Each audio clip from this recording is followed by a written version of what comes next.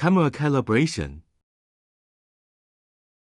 Camera is an important part of visual cutting. We need to adjust camera parameters and do camera calibration before processing.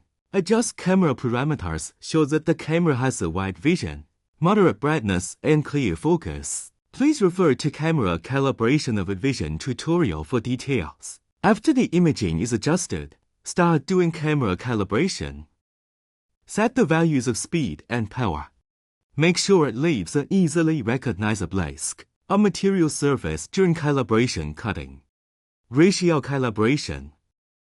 Enter any value in size. Generally, 10 mm is recommended. Move the laser head to where it's visible by camera. Click Cut Circle, and the system performs cutting automatically. Select the circle in the image area with mouse and identify the diameter of it. Select the mark point type as circle in model set. Enter the identified diameter in D. Click Match Test. Fill in graphland with the value identified by the software. Click Calculate to finish the first calibration. Now, we need to fill in G with the set mark point diameter. Click Match Test and check if the camera recognizes the matching mark point. The software recognizes the matching mark point. Its diameter is 10 mm, which is basically the same as the set value. Ratio calibration is finished. Distance calibration. We need to do distance calibration after ratio calibration. Move the laser head to where it's visible by camera. Set any value in size.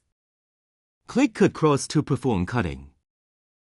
We can see that the actual cut crosses a deviation from the one in camera of image area. Moving camera cross with right mouse button to make it overlap with the image cross. Click Calibration. The prompt of calibration success suggests a successful distance calibration.